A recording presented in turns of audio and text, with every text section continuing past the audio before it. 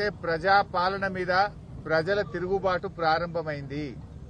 ఆ తిరుగుబాటు కావాలి, మా భూములు ఫార్మా కంపెనీలకు ఇవ్వమని ఆ ప్రాంత ప్రజలందరూ కూడా గత కొన్ని నెలలుగా పోరాటం చేస్తా ఉన్నారు. మరి అక్కడ ఎమ్మెల్యేగా ఉన్న రేవంత్ రెడ్డి తనకు ఓట్లేసినటువంటి కొడంగల్ ప్రజలకు పిలిచి మాట్లాడాలి, వారి సమస్య పరిష్కారం చేయాలి. కానీ పోలీసుల చేత, గుండాల చేత, రాజకీయ నాయకుల చేత వాళ్ళని బెదిరించేటువంటి ప్రయత్నానికి రేవంత్ రెడ్డి గారు పాల్పడతా ఉన్నారు.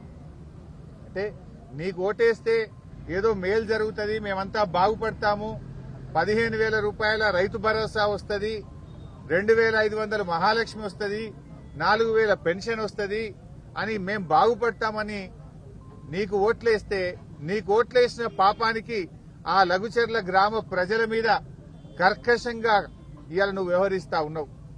కట్టు బట్టలతో, పిల్ల పాపలతో ఊరు విడిచి పారిపోయేటట్టు చేసావు.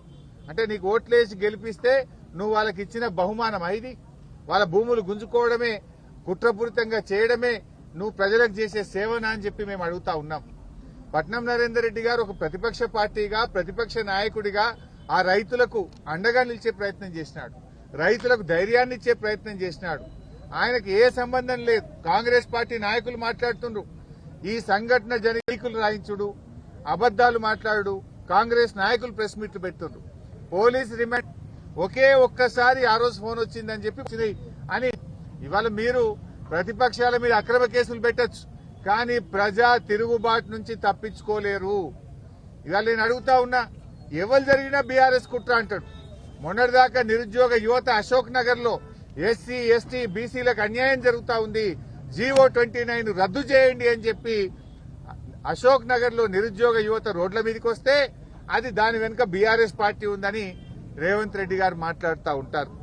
రైతులు మా పత్తికి, వరికి మద్దతు ధర రావడం లేదు, రైతు భరోసా రాలేదు, రైతులకు రుణమాఫీ కాలేదని రైతులు రోడ్ల మీదకి వస్తే బీఆర్ఎస్ పార్టీ రైతుల చేత ధర్నా చేయిస్తుందని ముఖ్యమంత్రి గారు మాట్లాడుతూ ఉంటారు. మా స్పెషల్ పోలీసులు, మాకు ఏ పోలీసింగ్ పద్ధతి కావాలి, మా సరెండర్ లీవులు మాకుండాలి, మమ్మల్ని ఇబ్బంది పెడుతున్నారని పోలీసులు రోడ్ల మీదకి వచ్చి ధర్నాలు చేస్తే దాని వెనుక బీఆర్ఎస్ పార్టీ కుట్ర ఉందని రేవంత్ రెడ్డి గారు మాట్లాడుతుంటారు. గురుకుల విద్యార్థులు ఈ పురుగులన్నం మేము తినలేకపోతా ఉన్నాం, మాకు నీళ్ల చారుతో మేము తినలేకపోతున్నాం అని గురుకుల విద్యార్థులందరూ రోడ్ల మీదకి వచ్చి ధర్నాలు చేస్తుంటే ఇది బీఆర్ఎస్ వాళ్ళే చేయిస్తుండ్రని ముఖ్యమంత్రి గారు మాట్లాడతారు.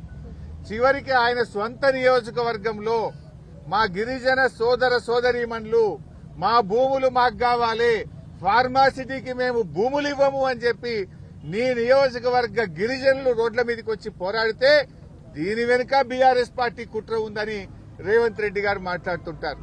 అంటే ప్రతిపక్షం, ప్రజలు మాకు ఇచ్చిన బాధ్యత ఏంది? ఏ వర్గాలకైతే ఈ ప్రభుత్వం అన్యాయం చేస్తుందో, ప్రజలకిచ్చిన మాట నిలబెట్టుకోవడం లేదో, ఏ వర్గాలైతే పోరాటం చేస్తున్నాయో ఆ వర్గాలకు అండదండగా ఉండాలని, ప్రజల గొంతుకై పనిచేయాలని ప్రజలు మాకు ప్రతిపక్ష బాధ్యత ఇచ్చారు. ప్రతిపక్షంగా విద్యార్థులు రోడ్ల మీదకి వస్తే వారికి సంఘీభావం ప్రకటించడం మా బాధ్యత. ప్రతిపక్షంగా రైతులకు మద్దతు ధర రాకపోతే పోరాడడం మా బాధ్యత. ప్రతిపక్షంగా నిరుద్యోగ యువకులకు అన్యాయం జరిగితే పోరాడడం మా బాధ్యత.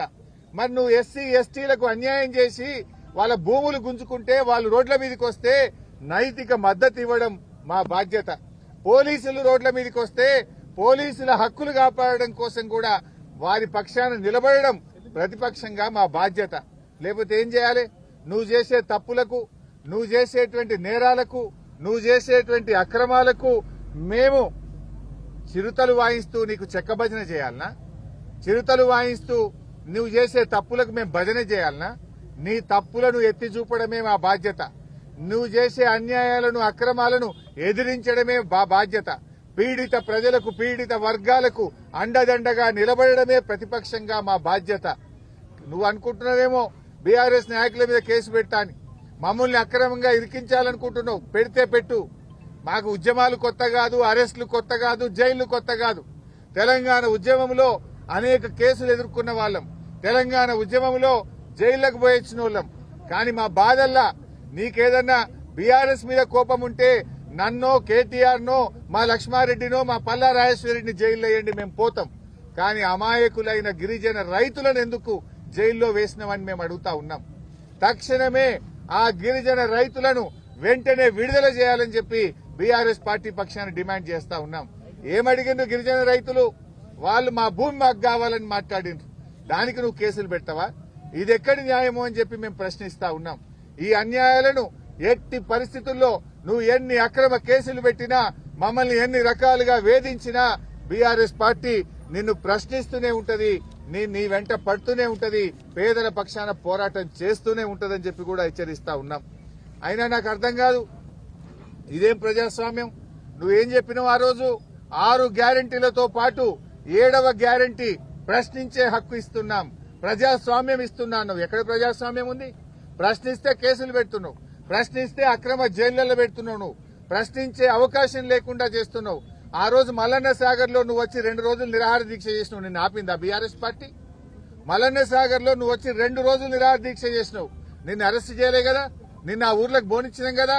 2 రోజులు దీక్ష చేస్తే నీకు రక్షణ ఇచ్చింది కదా ఆనాటి ప్రభుత్వం. ఇవాళ ఎందుకు ఆపుతున్నావు?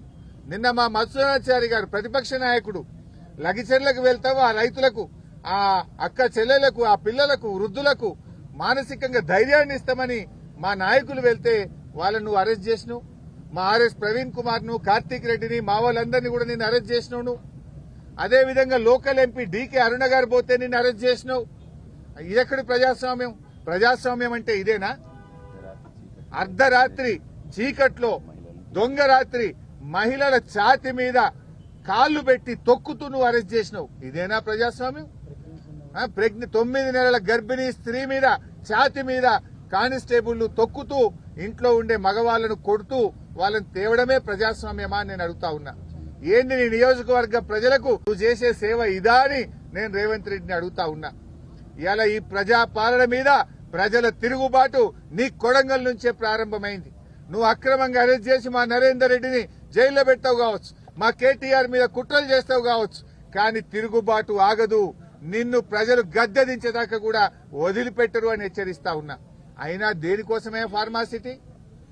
ఆల్రెడీ గత ప్రభుత్వం, మా ప్రభుత్వం ఉన్నప్పుడు 14,000 ఎకరాల భూమిని ఫార్మాసిటీ కోసం సేకరించినాం. ఆడబెట్టు ఫార్మాసిటీ. ఆడ ఫార్మాసిటీ పెట్టగా నేను ఎవరొద్దంటున్నారు? 14,000 ఎకరాల భూమి ఉంది కదా అంటే అక్కడనేమో ఈయన 4th సిటీ కడతారట, రియల్ ఎస్టేట్ వ్యాపారం చేస్తారట, తన అనుయాయులకు తన కంపెనీలకు భూములు కేటాయించి భూములు కొల్లగొట్టాలని కుట్ర చేస్తా ఉన్నాడు. అక్కడ రియల్ ఎస్టేట్ వ్యాపారం చేసి డబ్బులు సంపాదించాలని రేవంత్ రెడ్డి కుట్ర చేస్తా ఉన్నాడు. ఈ భూములేమో ఫార్మాసిటీ కోసం సేకరించిన భూములు రియల్ ఎస్టేట్ వ్యాపారం చేస్తారట. కొత్తగా జహీరాబాద్ లో కొడంగల్ పోయి దళిత గిరిజనుల భూములు లాక్కుంటారట. ఇందిరమ్మ రాజ్యం అంటే ఇదేనా? ఏం చెప్పింది ఇందిరమ్మ? ఇందిరమ్మ దళితులకు గిరిజనులకు భూములు పంచితే ఇందిరమ్మ ముసుగులో రేవంత్ రెడ్డి ఈ రోజు దళితుల గిరిజనుల భూములు లాక్కోవాలని చూస్తా ఉన్నాడు. ఆనాటి ఇందిరమ్మ ఎమర్జెన్సీ పాలన ఈ రోజు రాష్ట్రంలో తలపిస్తా ఉన్నది. నువ్వు భూములు గుంజుకోవడమే ఇందిరమ్మ పాలన? దళిత గిరిజనులను అక్రమంగా కేసులు పెట్టి జైల్లో పెట్టడమే ఇందిరమ్మ పాలన? నేను అడుగుతా ఉన్నా. నిజంగా ఫార్మాసిటీ పెట్టాలి, ఫార్మా కంపెనీలు రావాలంటే గత ప్రభుత్వం సేకరించిన 14,000 ఎకరాల్లో నువ్వు ఫార్మా కంపెనీలు పెట్టు. ఈ కొడంగల్లో గాని జహీరాబాద్ లో గాని నువ్వు సేకరించిన భూమిని వెంటనే విత్డ్రా చేయి.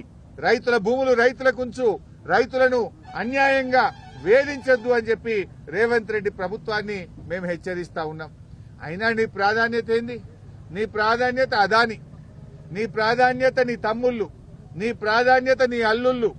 అంతే తప్ప నీకు గిరిజనులు బట్టది, దళితులు బట్టది, పేదలు బట్టది. నువ్వు నీ అల్లుళ్ల కోసమో అదానీ కోసమో అంబానీల కోసం పేదల భూములు గుంజుకొని ఇవాళ వాళ్ళకి కట్టబెట్టే ప్రయత్నం చేస్తా ఉన్నావు. తస్మాత్ జాగ్రత్త. తెలంగాణ ప్రజలు ఊరుకోరు. ఎట్టి పరిస్థితుల్లో బీఆర్ఎస్ పార్టీ ఈ దళిత గిరిజన రైతుల పక్షాన నిలబడుతుంది, పేదల పక్షాన నిలబడుతుంది. ఇవాళ నీ కుట్రైంది. నువ్వు సమాధానం చెప్పలేక నువ్వు మా కేటీఆర్ గారి మీద కుట్ర చేస్తున్నావు. మేము భూమి పోయే వాళ్ళ మీద నువ్వు గాని, దామోదర్ రాజనరసింహ గారు గాని, కోదండరామ్ గారు గాని మీరొచ్చి రెచ్చగొట్టింది కదా. మీరొచ్చి ఆ రోజు ఎన్ని రకాలుగా భూసేకరణ జరగకుండా ప్రజల్ని రెచ్చగొట్టి పోలీసుల మీద కారం జల్లే ప్రయత్నం చేసిండ్రు. మరి ఆ రోజు మేము మీ మీద పెట్టాలంటే కుట్ర కేసు పెట్టి మిమ్మల్ని అరెస్ట్ చేయలేకపోయామా?